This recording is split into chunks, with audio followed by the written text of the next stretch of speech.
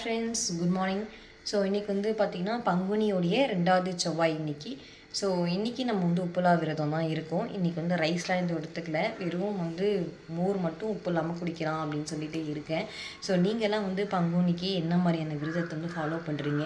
நிறைய பேர் இந்த பங்குனிக்கே வந்து மாலை போடுறது, காப்பு கட்டுறது, இது மாதிரி விஷயம்லாம் பண்ணுவாங்க.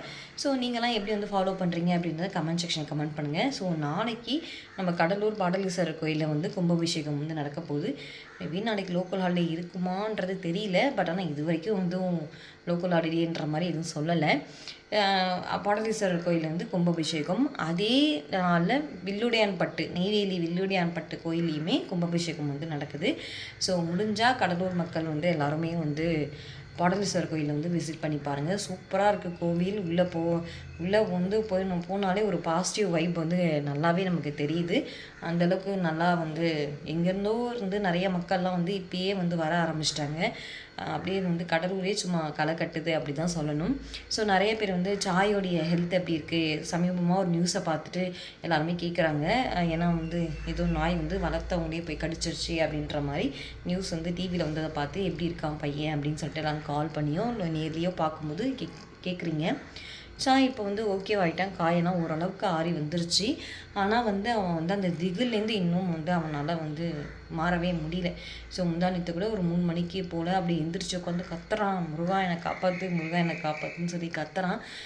என்னாச்சுன்னா அவனால் பேச்சே வர முடியும்.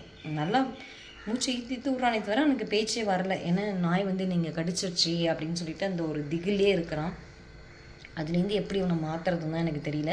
ஸோ நிறைய பேர் வந்து கோயிலில் போயிட்டு வந்துருச்சு கூட்டிகிட்டு வாங்க அப்படின்லாம் சொல்லியிருந்தாங்க. கோயிலும் போயிட்டு வந்தாச்சு, எல்லாமே பண்ணி பார்த்துட்டேன். பட் இருந்தாலுமே அவனால் அந்த திகிலேருந்து மட்டும் மாற முடியல. நானே வாலண்டரியாக வெளியில் விடுறேன். ஸோ விளையாடு, இதெல்லாம் லைஃப்பில் நம்ம வந்து கடந்து வரணும். இது வந்து ஒரு பெரிய விஷயம் இல்லை.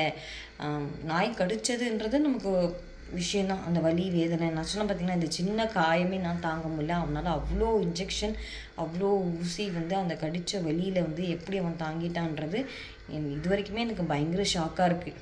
ஏன்னா வந்து நார்மலாக அவனுக்கு ஃபீவர் அப்படி இன்ஜெக்ஷன் போடுறேன் அப்படின்னாலே அவனால் தாங்கிக்க முடியாது. அப்படி கத்துவான் அவன். ஆனால் இவ்வளோ இன்ஜெக்ஷன் அவன் எப்படி தாங்கினான்னு இந்த நிமிஷம் வரைக்கும் என்னால் அதை வந்து ஏற்றுக்க முடியல என்னால். ஆனாலும் அவனுக்கு நான் தைரியம் கொடுக்கணும் இல்லையா? ஸோ அதனால் வந்து தைரியமாக இரு, அப்படிலாம் ஒன்றும் கிடையாது, நீ இனிமேட்டு ஜாக்கிரதையாக இருக்கணும் அப்படின்னு சொல்லி தான் அவனை வந்து அவனை கொஞ்சம் கொஞ்சமாக வந்து மீட்டு கொண்டு வந்துட்டுருக்கேன். நீங்களாம் எப்படி பங்குனி விரதத்தை வந்து ஃபாலோ பண்ணுறீங்க அப்படின்றத கமெண்ட் செக்ஷன் கமெண்ட் பண்ணுங்கள். கண்டிப்பாக நாளைக்கு வந்து பாடலீஸ்வரர் கோயில் வந்து விசிட் பண்ணுங்கள். Bye, take care and thanks for வாட்சிங். பாய்.